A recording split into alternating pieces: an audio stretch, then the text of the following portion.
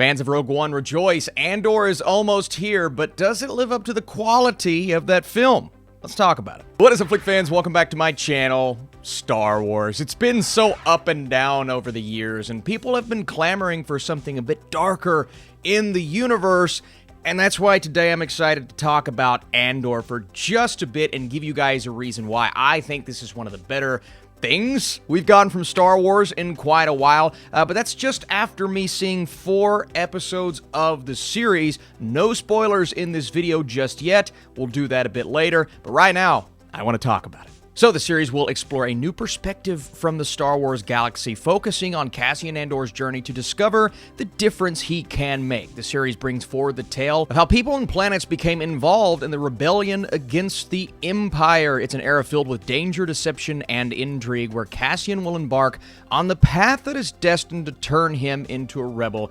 hero. And of course, we get to see the culmination of him being a rebel hero in Rogue One, but this is what happens prior. This series is rated TV-14, a little violence and gore, some profanity, some extremely intense scenes, and I would say this is one of the darker Star Wars shows that we've gotten thus far. It's still a family show for sure, but it's one that takes a different approach to this universe. And Oscar, what do you mean different approach? It's Star Wars. It has to be and feel like Star Wars. Well, it does, but it doesn't just feel like Star Wars, right? And the creators said this just recently, a couple of days ago. We didn't want to lean on the fan service side of things. We should be able to bring you a good and competent story without having to rely on those elements. And while certain moments of fan service, especially in Star Wars, have worked really well for me over the last several years, there are times, and plenty of examples, of where it's shoehorned to the point to where it doesn't feel as if it flows properly,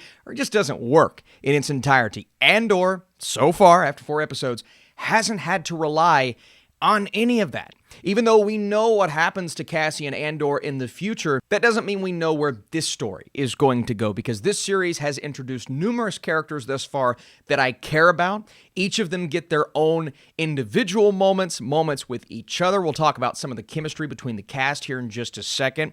But beyond Andor, there are 2 stories specifically that I am so intrigued by that will inevitably intersect, and maybe one of them already has, with Andor's story, but just on their own, I'm intrigued because of the dialogue, because of the way this show is working thus far. A show that feels like it doesn't necessarily, we'll say, vibe with the rest of the Disney Plus shows so far. And I'm even talking about Marvel. I'm talking about everything they've done. This is the darkest of the dark. Now, it's not brutal and R-rated gore, no, but it has this darker tone and a pacing that allows it to move a bit slower.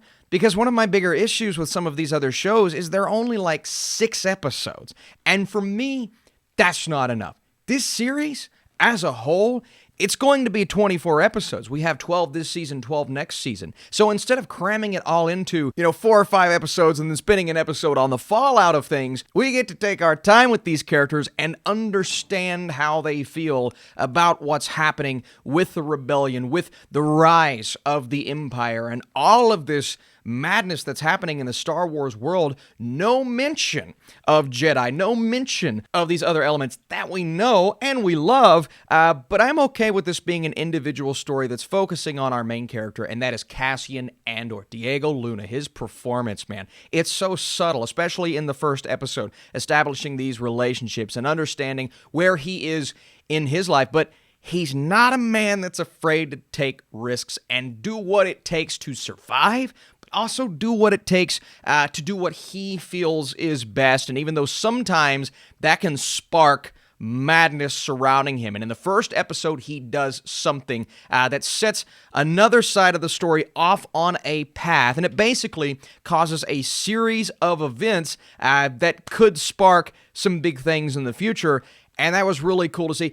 And it keeps this character in line with who we know as Cassian Andor in Rogue One. One of my biggest fears for this show, and one reason why I was very hesitant, was that it would make Cassian feel like just a hero, not a multi-dimensional character, but someone who is, maybe doing 1 or 2 things that you question, but he's the guy, he's the man. Whereas you see the beginning of Rogue One, that's not necessarily the case. Thankfully, that guy that we see at the beginning of Rogue One, while not as, fleshed out just yet, he is that guy at the beginning of Andor. And you're like, whoa, this is darker than I imagined, a bit more brutal than I imagined, and they're not afraid to show you things that may be a bit, we talked about being a family show a while ago, may even be a bit too graphic for young kids.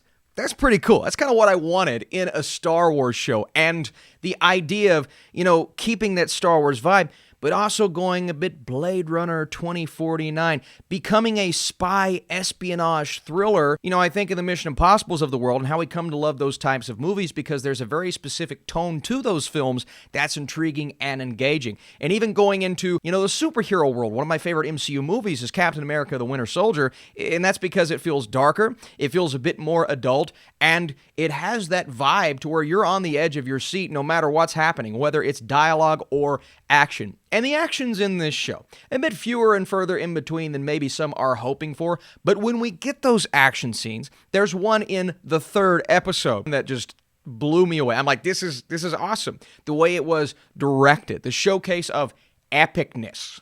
Is that a word? Epicness? Well, it is now, because it's just an epic episode altogether. But it's the build-up to the action that I was maybe more intrigued by. The action's great, but we don't get a ton of it, right? What I loved about this show is establishing those relationships to where a bit later on, things are going to come back around and hopefully tie in together beautifully. That's the path that we're on after 4 episodes, especially after the first 3. Great supporting cast, Fiona Shaw, Kyle Soller, and that's a part of, these numerous intriguing storylines where it is bouncing back and forth, maybe a few too many times in moments. I'm really focused on the story. Then we go to the other side of things, and then we go to the other side of things, which involves a younger cast of kids, and you're not entirely sure where it's going after the first 2 episodes, but then we start to bring that together, and I'm like, oh, this is an even different vibe. It's separated from the spy side of things, but now we understand that we're not just focusing on one element of this universe. We're going to different places, and what is sparking this rebellion against the Empire? We see this in numerous characters, not just one, not just Cassian Andor, but the relationship I want to talk about is between Diego Luna and Stellan Skarsgård. His character, when introduced, he's one of those characters you just don't entirely know where he is going, but such a dynamic character. Part of that is the performance, part of that is the writing, but that back and forth that they have the first time they meet is awesome. And that sequence of events the first time they meet is fantastic, but he is a character that I am just I want to see more of right now. I can't wait another, 2 weeks until episode 5? I can't wait. I can't do it. And before we wrap it up on the technical side of things, I mentioned they bounce around maybe quite a bit, more than some people's liking, I'm sure. But we're talking score, we're talking cinematography, and just the overall filmmaking, man. It is absolutely incredible. Toby Haynes as our director the first few episodes. Tony Gilroy, his impact on this series is, they just signed him to a huge deal. That, to me, spells confidence in what he's doing. Our composer, Nicholas Bertel, from Succession to Moonlight, he's been one of the best in the game, and he proves that once again here. One of my favorite Star Wars scores I've heard in quite some time. It's so different, but it works so well for what this show is trying to do. And then you get that vibe of like an HBO show rather than a Disney Plus show, and that's no strike against Disney Plus, but I like something darker, more adult and grittier, especially with a story like this. That's exactly what Andor is doing. I'm not going to give you a full score just yet, because that's not fair. It's only been 4 episodes. I have liked other Disney Plus shows, and then they've fallen off completely after watching the entire series, so that's not fair to you all. It's not fair to the show itself, but I can happily report that Andor is delivering on everything fans should expect from a grounded Star Wars story. It feels focused on character growth, and the tone is darker than some may expect. Diego Luna crushes, and this series immediately hooks you. It's an excellent start. It's a thumbs up for me so far. We'll come back after the show ends, and it's a huge recommendation, man. I think this is what some fans are going to want, and it's funny because this was one of my lesser anticipated Star Wars shows until that last trailer, but it probably will go down as one of my favorite. The world is strange. All right, guys, I'll see you soon.